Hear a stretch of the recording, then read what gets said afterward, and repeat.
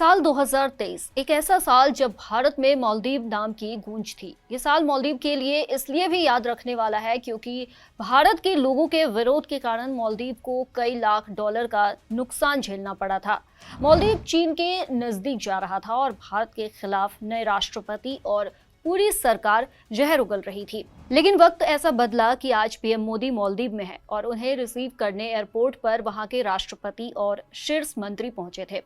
राष्ट्रपति मोहम्मद मोइजू मालदीव में अपने चुनाव अभियान के दौरान भारत के खिलाफ हाथ धोकर पड़े थे। 2023 में मालदीव के राष्ट्रीय चुनावों में इंडिया आउट का नारा दिया था। मोइजू का ये अभियान मालदीव में भारतीय सैनिकों की मौजूदगी के खिलाफ था। तब उन्होंने कहा था कि वो सत्ता में आते ही मालदीव में मौजूद भारतीय सैनिकों को वापस लौटाएंगे।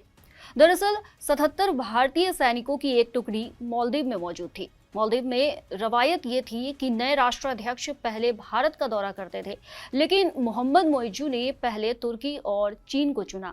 मालदीव भारत से दूर जा रहा था। पीएम मोदी को लेकर मालदीव के मंत्रियों के बयान ने जैसे पूरे देश को ही सुलगा दिया।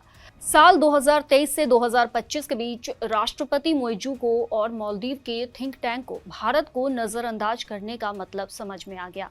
पीएम मोदी जब मालदीव की राजधानी माले पहुंचे तो उनके स्वागत के लिए मालदीव की पूरी सरकार पलक बिछाए तैयार थी। खुद राष्ट्रपति मोइजू, मालदीव के विदेश मंत्री, रक्षा मंत्री, वित्त मंत्री, गृह मंत्री एयरपोर्ट पर मौजूद थे। 2 साल से कम समय में भी मोइजू की बॉयकॉट इंडिया की नीति वेलकम मोदी में बदल गई। कोरोना खत्म हो गया है, लेकिन उसके असर से मालदीव की अर्थव्यवस्था निकल नहीं पा रही है।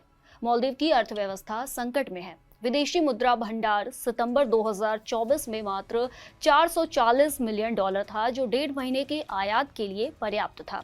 ऐसे मुश्किल मौके पर भारत ने मालदीव की मदद की। भारत ने 750 मिलियन डॉलर की करेंसी स्वैप की सुविधा दी और 100 million dollar treasury bill roll over के साथ महत्वपूर्ण सहायता प्रदान की। इसके अलावा भारत अरबों रुपए का प्रोजेक्ट मालदीव में चला रहा है। ये प्रोजेक्ट मालदीव में बुनियादी ढांचे के विकास में अहम रोल निभाएंगे। मालदीव के अड्डू में भारत ने अगस्त 2024 में एक लिंक ब्रिज परियोजना का उद्घाटन किया है। भारत यहां 29 मिलियन अमेरिकी डॉलर की लागत से एक हवाई अड्डा भी विकसित कर रहा है।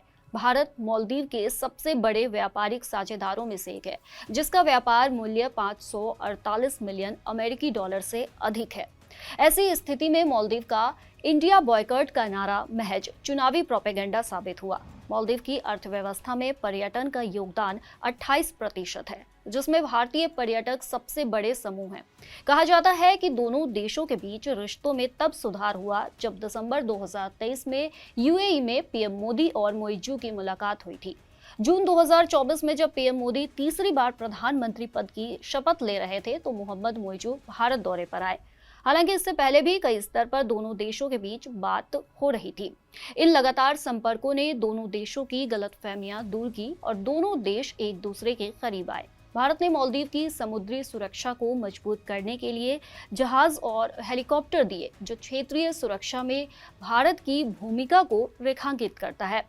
राष्ट्रपति बनने के बाद मोइजू ने महसूस किया कि भारत की आर्थिक सहायता ज्यादा विश्वसनीय है।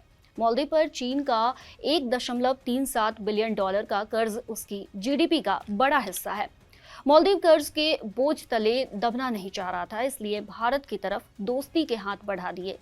साल 1988 के तख्तापलट और 2004 के सुनामी में भारत ने मालदीव की मदद की थी। यही नहीं, मालदीव की समुद्री रक्षा के लिए भारत एकमात्र विकल्प है। देर हुई, लेकिन ये बात मालदीव को समझ आ गई है।